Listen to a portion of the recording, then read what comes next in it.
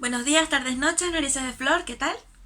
Hoy tenemos un nuevo video y vamos a hablar de la vida, las obras, tanto escultóricas como pictóricas, de Miguel Ángel Buonarroti, Michelangelo.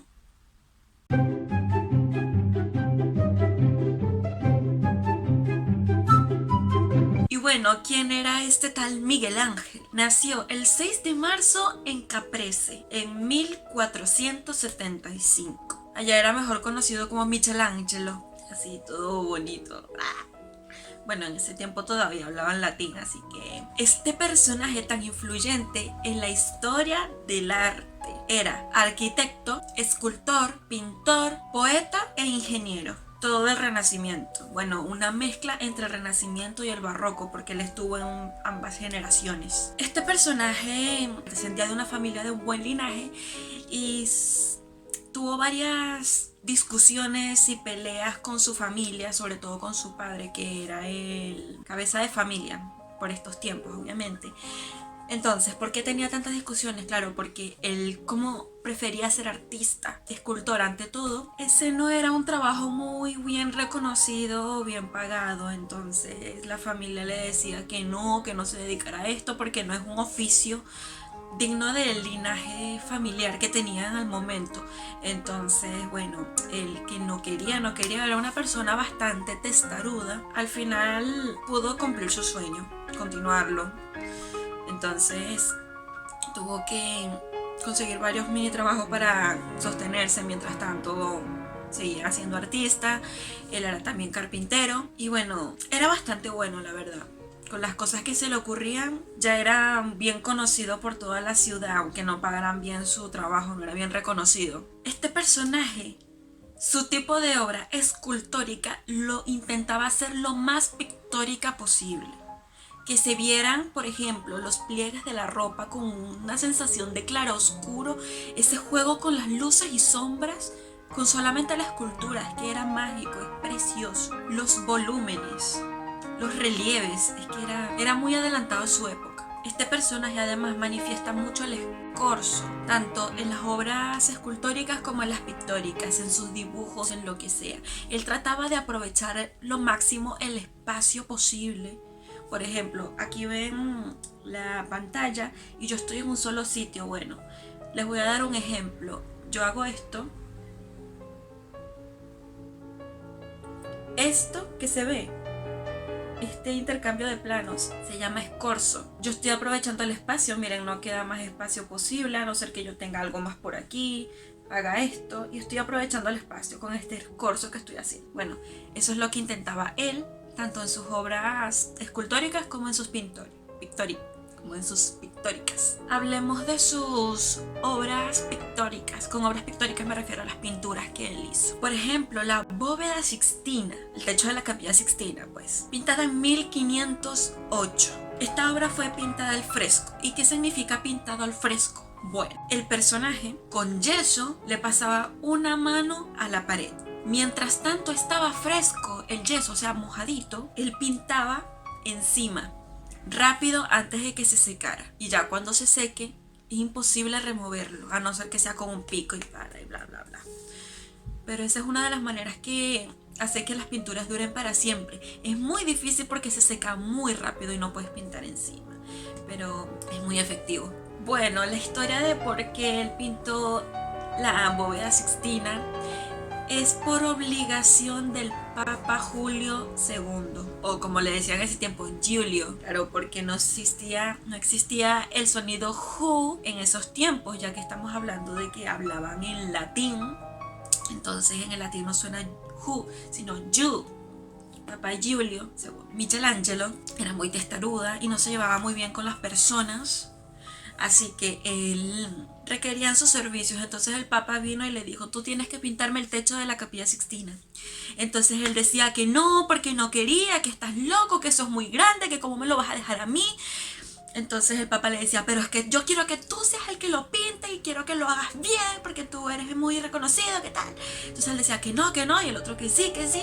Entonces al final lo convenció y terminó llevando a cabo el trabajo. Le llevó mucho tiempo, sí. Tuvo varios lapsos de error, borrar intento, error, borrar, intento, error, borrar, intento. Así que bueno, le tomó bastante tiempo hasta que consiguió la inspiración completa y pudo terminar la obra. Pero ¿cómo lo hizo?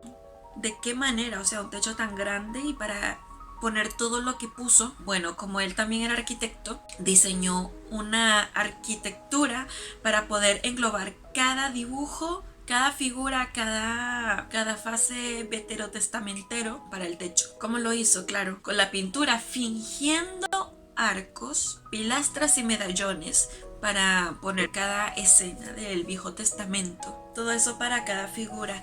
Y al final terminaron siendo 350 figuras. Ninguna se repite y ninguna figura está en la misma posición que otra. Todas son diferentes.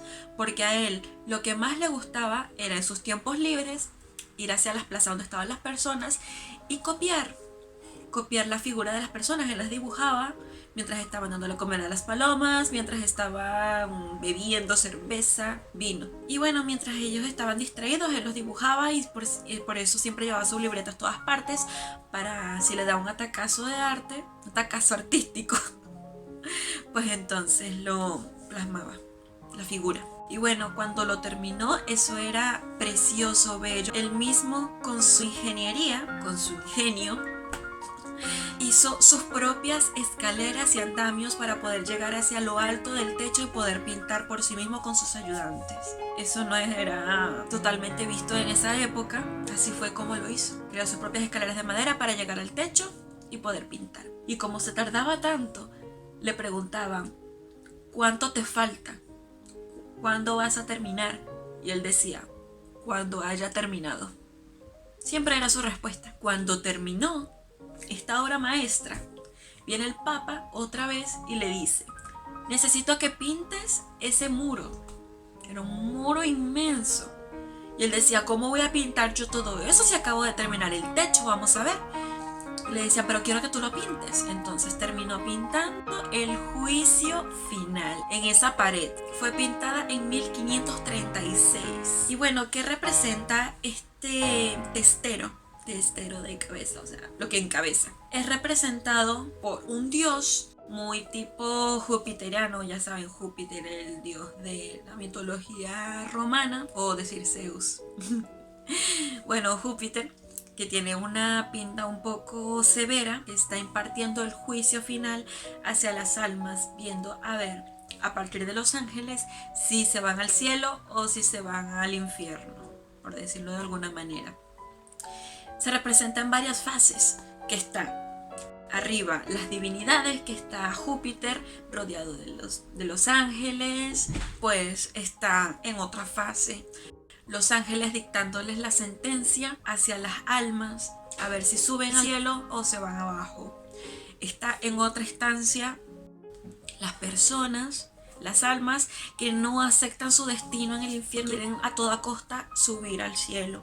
Y está en otra instancia los que ya están camino hacia el Hades, en ese río tan tétrico. Esto le da un poco de tenebrismo y dramatismo hacia estos tipos de pinturas, estos tipos de obras, que era una de las especialidades mejor desarrolladas de Michelangelo. Le gustaba poner un dramatismo exuberante hacia sus obras. Esto está representado más que todo por desnudos. ¿Por qué por desnudos? Paso de que Michelangelo era tan fanático de la anatomía, sobre todo masculina, porque cierto personaje era gay. Y como ya sabemos, no era bien visto hacia la sociedad en esos tiempos, pues entonces él se camuflaba con varias chicas, aunque de verdad que le gustaba a los chicos. Entonces se conocía al pelo la anatomía masculina y las plasmaba muy bien en sus obras. Entonces estaba representado al desnudo porque él decía que así era mejor como se representaba la divinidad, tal cual como los trajo el creador al mundo. Así es que era lo más precioso que se podía llegar, según él. Este dramatismo de Michelangelo, congeniado con la terribilidad, es muy barroco, muy usado en esta época. Podríamos decir incluso que fue casi él quien lo inventó, el que lo trajo al mundo, mostrando sobre todo a las personas con un dramatismo exuberante, como por ejemplo estas obras que tienen un movimiento de potencia o que están mostrando disgusto, o en su cara se ve todo el dramatismo que está poniendo en sus obras. Esta obra a lo largo de los años a los papas les ha incomodado, porque o sea, ¿cómo van a ver a gente desnuda en un templo sagrado? Entonces las han ido a lo largo de los años ya sea pintando encima, cubriéndole las vergüenzas, o sea, las partes genitales, con pintura o una hoja, que era lo más sensato que pudieron ver hasta esa época. Entonces nunca va a haber una completamente original, ya que han sido cubiertas. Otro dato es que Michelangelo incluso se retrató a sí mismo en una de las figuras de este juicio final, en esta para ser exacto. Dicen que se parece, pero de verdad que yo no lo veo parecido. Hablemos de la escultura. ¿Cuáles son las características de su escultura? Se centra en la figura humana idealizada, o sea, denotando bien los músculos, las arterias, sobre todo masculinas. Era una anatomía demasiado marcada y le encantaba hacerlo gigantesco, que se pudiera ver. Siempre le intentaba dar un aspecto heroico, que transmitiera eso. Con el escorzo que hacía, le encantaba aprovechar el espacio. Cuando él encontraba un bloque y le daba una idea para intentar hacer otra escultura, él lo que pensaba era, idealizaba ya la figura en el mármol y solamente le quitaba lo restante. Y salía tal cual la figura, preciosa. Eso era lo que él decía. Por ejemplo, el David, voy a quitarle lo que sobra. Y casualmente así salía tal cual. Era una idea muy neoplatonista. Él tenía una autocrítica muy severa. Varias obras las dejó inconclusas porque no estaban a la altura de su idealización, no le gustaban con cualquier mínima cosita, entonces las dejaba así, aunque siguieran siendo hermosas, pero no, si no le gustaban, pues no vas para el baile. Otra de las cosas que usaba era el pathos, que él reprimía las emociones, como por ejemplo en la piedad del Vaticano, que se ve la cara de la Virgen que siente dolor. En realidad siente dolor por la pérdida de su hijo, pero es que miren esa cara, o sea, tan serena, tan niña. Sentimientos reprimidos, eso significa el pathos, patetismo. Él consideraba que el mejor material para hacer sus obras escultóricas era el mármol de Carraca, súper blanco, súper fino. Vamos a hablar un poco de la piedad del Vaticano, creada en 1498. Esta fue la única obra firmada de él. Debió estar demasiado orgulloso como para ser la única que firmara. Claro, en la cinta que se ve alrededor de la Virgen dice Michelangelo Buonarrotus Florentinus Facebat, que significa Miguel Ángel Buonarroti Florentino lo hizo, todo en latín. Hablemos del David, que es casi que la obra más importante que él ha hecho, más reconocida. Lo hizo con tan solo 28 años.